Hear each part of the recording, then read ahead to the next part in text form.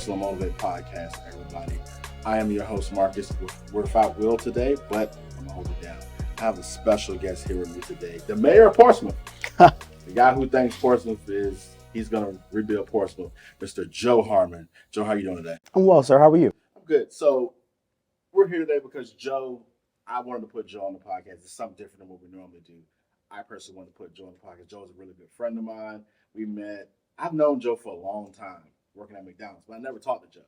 Joe always showed respect until one day Joe got married, and he was in a mutual friend's wedding, and we connected that way.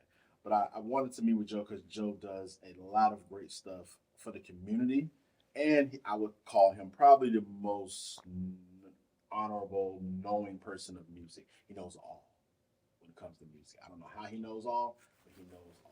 There's always something to learn. I So, don't know it all. Joe, let the people know where you're from. Give them a little bit of your origin story, all that good stuff. Okay. Well, I am from Chesapeake. I was born in Suffolk, the old OBC hospital. Parents were married at the time. Since then, are now divorced. I grew up at my grandmother's home in Chesapeake, early years, and then we were able to get our own home right around elementary school age, give or take. I grew up in the Hickory area of Chesapeake, where I went to Southeast Elementary, Hickory Middle, Hickory High School. So that kind of molded kind of what I am now.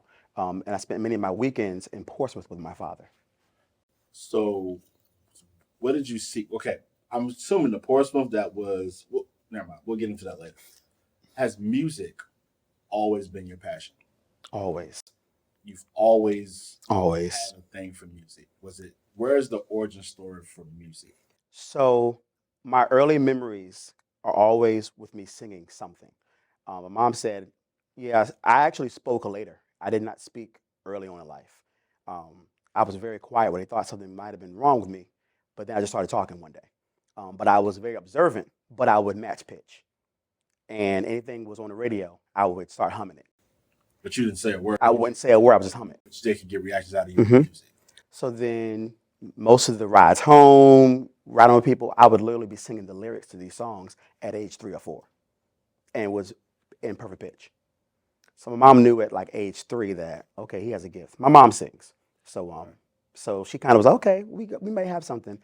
And then kindergarten in my first music class, and it was like a done deal. Miss Edwards was my first teacher, and I won an award every year. That could be taken as you was the teacher's passion. I mean, Was it because music was your passion and she saw she saw that. I love to Music stood dance. I love to sing. Um, nothing she gave me I couldn't do.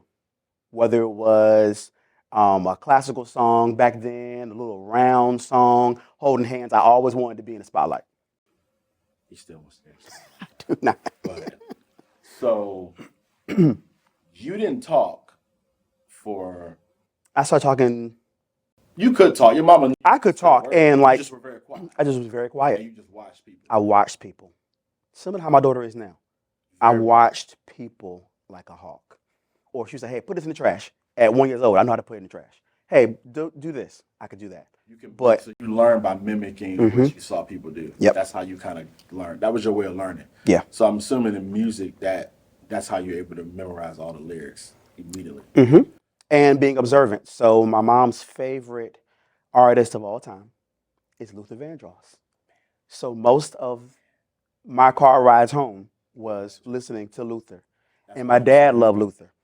And she always sang his songs. And I would sing and want to emulate her and emulate what I heard from the radio. So a lot of that came and still works for me now. What were some of your favorite artists growing up? I mean, of course, Luther all time. Yeah. But what were some of your personal favorite artists as you started to learn, and what were the people that hit your ear and you're like, oh, they can sing? Whitney Houston, Mariah Carey, Janet Jackson, Teddy Pendergrass. Whitney before the crack? Watch your mouth. This ain't that kind of interview. Watch your mouth. You tried it.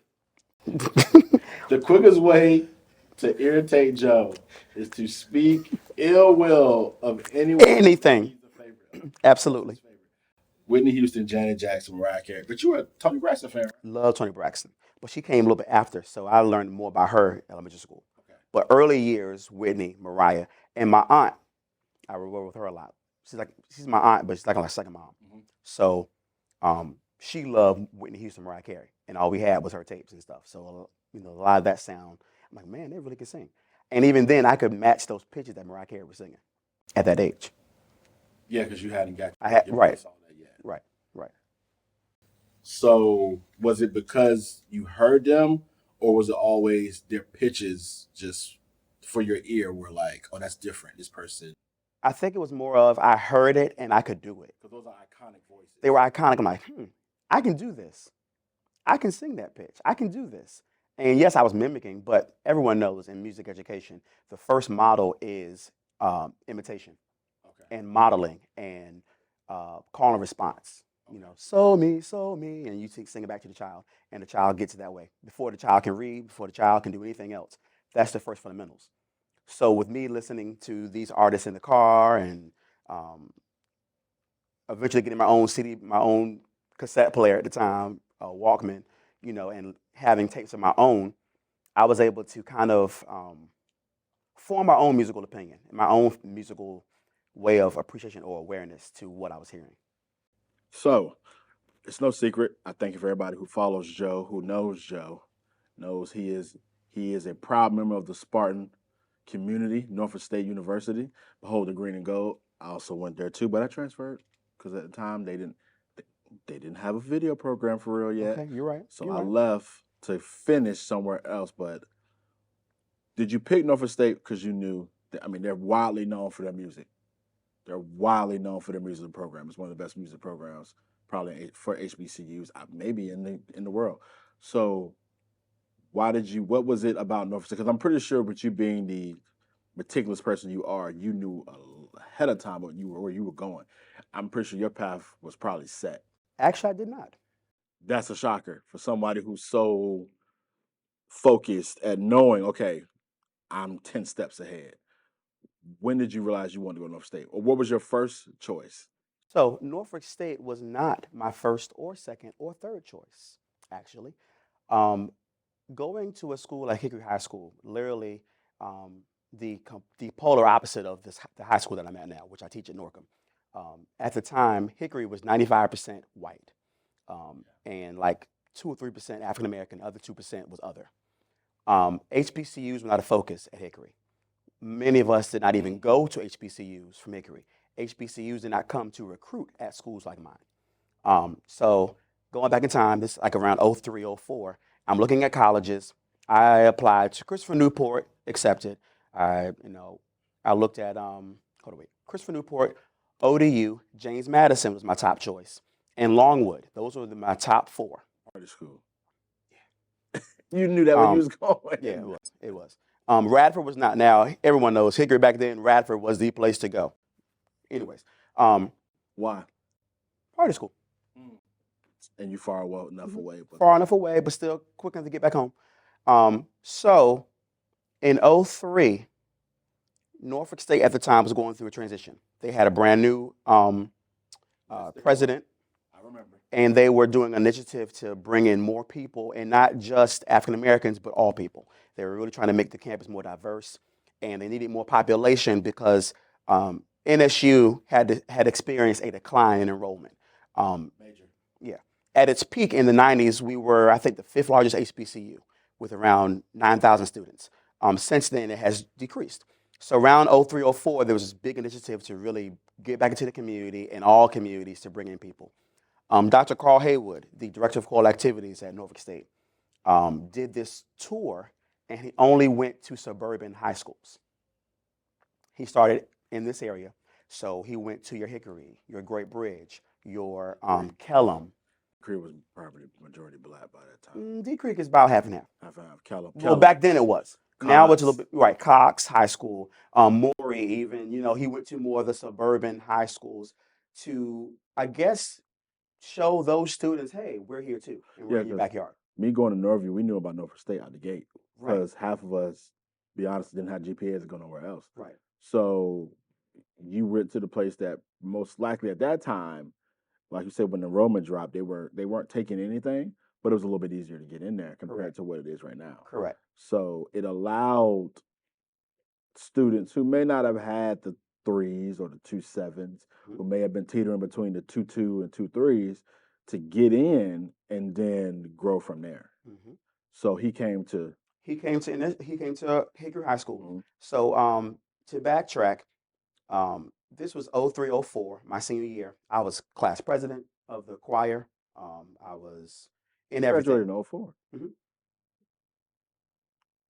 I don't think I knew that. Okay, go ahead. Yeah, I 04. thought we were the same class. What class are you? 05. Oh yeah, I'm 04. Oh. Yeah, I'm old.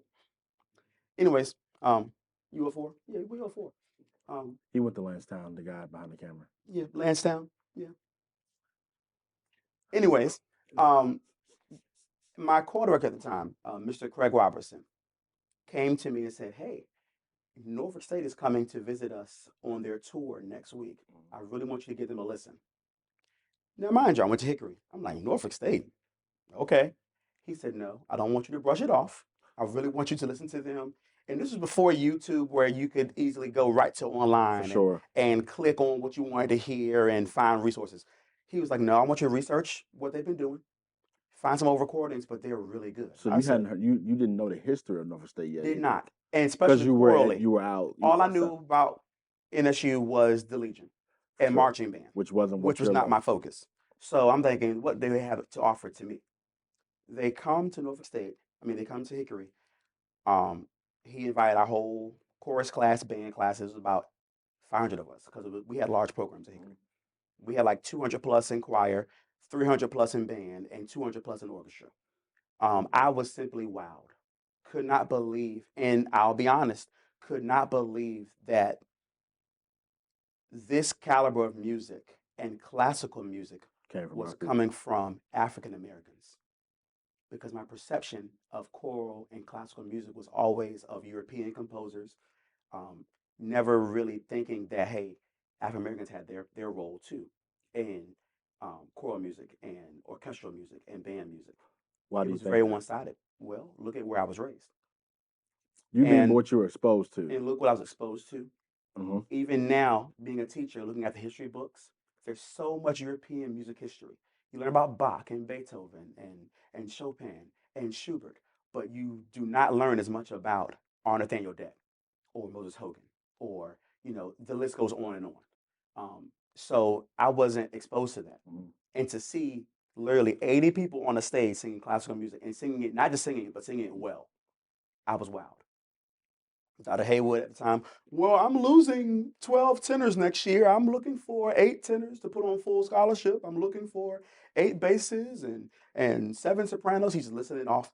I had an audition right after and was offered a full ride Wow. on the spot. Even then, I still was not like, whoa, yay, NSU. I went home, talked to my mom. I said, "Mommy, I can believe this. I got offered a full ride to NSU." And she You said, were you was at NSU on a full music scholarship. "Hmm? You were on a full music scholarship when I Mhm. met when you was at NSU. Yep." I should have took music. Okay. Um. I went home, talked to my mom. She's like, "Well, you know where you're going." Yeah, because Because at the time, my other picks were only offering me partial scholarships. I had still come with a lot. And even with my mom being a single parent, it was still, I would have to come in my pocket with a lot of money. So NSU became a forerunner simply because of the financial aspect. And I would not take it anything away from it to this day. I know for a fact that God does things for a reason. And Norfolk State University prepared me, that urban institution in Norfolk prepared me to where I am now at an urban high school in Portsmouth. There would be no way in the world that James Madison, Christopher Newport, ODU could have taught me those fundamental skills to deal with this urban climate. There's no way in the world they could have done that. a way to connect with them To as connect and well as engage show my them. community and all communities, it would be no way. Because one of the benefits is it's you want to be able to show them that we can be classical music. It's nothing Absolutely. wrong with you being different, because we're taught, or what we're exposed to is R&B Hmm. and maybe a little pop, Hmm. hip hop, but you don't hear many people that look like us or urban who came from maybe the areas that these children are coming from, Hmm. that say, hey, you can, be a classical arranger. You can do whatever you want. You can do opera. And like you say, would you have gotten that JMU? And NSU completely changed my perspective on what I could bring to my students if I was to teach. Okay, so what made you first? Let's backtrack. Did you know you always wanted to study music? No. I thought so. So what was your passion? What was your other passion? Because I tell you, as a guy, when I met you, you've always been business oriented, Mhm. entrepreneurship, owning. I could see you. I always thought you were a guy who, if you had the money, you would have your hands in a lot of I different would. businesses. Might be the guy who got your came in like a shack. I get your company where it needs to be, and then I'll move on. Absolutely. I'll sell my stake, and I'm moving on. That's what a lot of known guys would have done. More billionaires of, hey, I'll start this business. Once it gets running, I'm gonna sell it. Mhm. I always thought you as the guy who, if you could do it, you were going to be an investor of things. So anyone that knows me knows I love economic development. I love knowing about revitalization, Hmm. redevelopment, how things work in the city, city government. Those things are like, it's a passion. It's almost neck and neck with music. Like it's the weirdest thing. Like my pastime at home is literally looking at Chicago Tribune and the latest economic development articles and figuring out what's going on. I love that every Sunday I look at the Virginia Pilot and look through who sold what this week to what company, what's coming soon here, how to get here, where's the investment coming from. Those are my push points. But where did that come Um, from? so it came from me spending my weekends in Portsmouth. Seeing the changes. So I would spend normally Saturday morning. My dad would come pick me up, and I would leave either Sunday morning or Saturday night, give or take. But I always spent at least 3 out of the 4 weekends I would spend at his house or even my grandma's house in Suffolk. But more importantly, with coming to Portsmouth, at the time, my dad was part owner of a car wash. The car wash is still standing, but I don't know who owns it now. At the time, he owned it with his best friend, co-owned it, right by the railroad track at Victory Boulevard and Airline. Hmm. All day long, we would go to the car wash, go pick up towels, go drop them off, go run errands, come back to the car wash. I know that car wash is too. Yeah, right there by the old Ford dealership. Mm-hmm. And that was our day. That was my day. Even then, an hour or two, hey, little Joe, take these towels and go right down that car. And I was a cute little boy at the car wash. I always would get tips from, everybody. Oh, he's so cute, and get tips and whatnot. But with all the running, we ran all day long. And I would look around the area. At the time, Tower Mall was behind the car wash. I'm like, why is this mall here? And why does it look like Greenbrier or Lynn Haven? What I'm used to looking at. We would go a little further What into mall? Tower Mall. The one on Victor. Used to That's look now like Victor Crossing. it used to be a mall. Yeah. I didn't know that. hmm Tower Mall was built in 1974. Built right after it was Portsmouth's response to Military Circle. Okay. Military Okay. opened around 73, 72 really, because the anchors opened in 72 of military. But the whole mall opened in 73. Tower Mall opened in 74 as the response to Norfolk's military circle. Because back then, those two cities were dominant in economic development. For sure. Whatever Norfolk did, Portsmouth followed, or vice versa. So they were known for their shopping districts, and they were the epicenters of the arts for doing business. You didn't go to Suffolk for business back then. You didn't go to Chesapeake for business or Virginia Beach. You came to Norfolk or Portsmouth to get your business done. So looking Yeah, at, my parents did a lot of all their you did a lot business of your in business Norfolk. here. It was all in Norfolk and Portsmouth Yeah. for sure. So looking at these areas, and we would go further into Midtown. I'm like, why does this look like this? And I was referring to Mid City Shopping Center, which is now Walmart. Back then, it was a giant shopping center that was vacant. By this point, we're looking at the mid 90s. It was vacant. All they had was a Farmer Jack and the Rallies, which was relocated across the street. Street. And I'm like, why does this area look like this? And you could tell from the area that it used to be a thing of splendor. It used to be a area of pride. And I'm like, why does it look like this compared to Greenbrier and looking at Lynn Haven Mall and even Military Circle? Like, what happened? And my dad would always say, well, the money left, people left, and crime came. And he would give me these fragments because he would think I really wouldn't understand if he went more in depth. And I'm like, I'm intrigued. Like literally, I would love to go and just ride around and look at these sites. Was it because you knew that it was an area that Black people, that Portsmouth was a predominantly your people area? I looked at these areas and you could tell that they were areas of blight, but you could also see that they used to be areas of pride. And you look around the area, and it's predominantly African Americans that live here now that actually still come and do business here, but there's not much to do here because everything left. And there's some deeper conversations that need to happen to why these areas are like they where they are. And that kind of sparked this interest in me for economic development. Fifth grade project, we had to find someone that we would admire or want to emulate or even go into a career with. So everybody's picking, oh, I want to be a doctor and we want to interview a doctor and do all this. I wanted to interview Ronald Massey, which at the time was Portsmouth city manager. And I wanted to know what the plan was for Portsmouth. Back then it was Vision '05 plan for Portsmouth, where they had a plan from 95 to '05, what they're going to do within those 10 years. I want to interview him and all this. I wrote him a letter, wrote me back. I met him at Greenbrier Mall with my mom. I'm sure that was like, whoa, this young man Yeah, wants yeah, to beat me. yeah. And I wrote him a letter like this before, and not before email, but email was not Yeah. as popular. No. I mean, a letter. Wrote him a letter on typewriter. He wrote me back, met up in the area, and I went on a literally with him in his company vehicle, City of Portsmouth vehicle, around all the economic development, all the sites in Portsmouth, what was coming. Spend a day with him. Spend a whole day. Just asking him whatever. Asking and picking his brain. About all these different areas. Because you felt like you wanted to be a part of making an area prominent than what it was. And I was 10 years old. I would imagine that's how people go into politics. Yeah. They see opportunities to make where they can make an impact to make something better. So. And even my dad, he lived in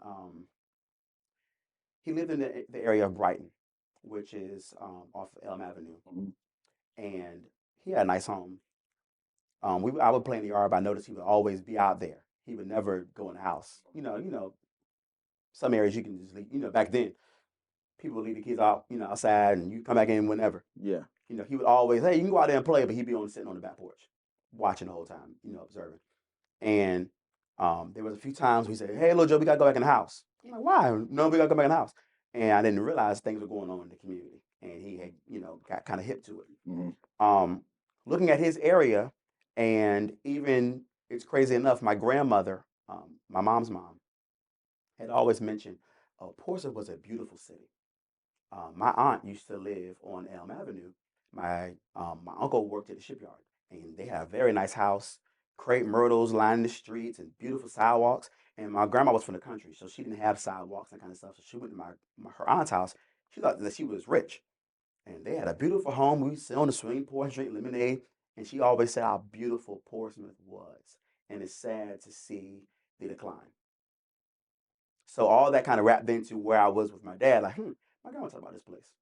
So all those thoughts ran through my mind. So no, music was not my first thing. It was going to be economic development or even architecture. So in the back of your mind at Hickory, you knew you were going to come to the city to try to find ways to get it back to where it needed to be. Eventually. Yeah. Eventually you were going to say, okay, I'm going to put in effort to try to put Portsmouth back to where it once was. So once again, I'm going to get into the Portsmouth thing. Okay, so when did the path change for saying, okay, I'm going to go take this for a ride? Because, back in those times, full rides weren't easy. No. Which basically said your talent and your resume had to been impeccable. Right. And when he gave me the full ride, it wasn't with the stipulation that I had to be a music major at the time. It was just I was still undeclared. I was still undeclared as a major. But he knew you represented what he wanted the school to stand for. Right. So when you took the ride, of course you took it. When you got there, when did it start to formulate that I'm gonna go for music? And it was before I got there. Okay, so when did it start saying, okay? Second semester, spring, senior year. So, mind you already had your full ride. Already had my full ride because he came around November of 03. You just had to pick what you wanted to do. So by this time I went to the Virginia Honors Choir, which is very prestigious. That year, I think we had 4 people that make Virginia Honors Choir. I had made all-state chorus. I did all these things, and Mr. Robertson was allowing me to conduct in concerts, which he never did. Like I literally conduct our spring concert. I conducted 3 pieces, Wow. and he was confident with me to let me conduct 3 pieces. And with preparation for those pieces for the concert, something kind of clicked. Like I could do this forever, and to see how I was received by my fellow students, and they received me like they received Mr. Robertson. Respect, like, okay, And trust you. yeah, and the biggest piece, I didn't do everything like he did. I had my own interpretation musically, because everyone knows you can sing the same song over and over again, but it's the individual conductor's interpretation of the music that brings out a different element from each choir. Okay. And I had my own kind of spin on one of his songs, and he loved it. And he said, "Go for it. I love it." That's creativity. That's what you do as a director. You don't follow a blueprint and stick to the script. You follow the script, quote unquote, for the notes. Mhm. Once the choir learns the notes, then you are able to put your own spin on it, your own how do I put it? Uh, Not technique, but Seasoning, your own seasoning. Yeah, your style. yeah, Put your your style. little, what you do in Right. Some things you hear, okay, Joe did that. That sounds like something Joe would do. it. Okay. You know. So that's when it clicked that I wanted to go into music.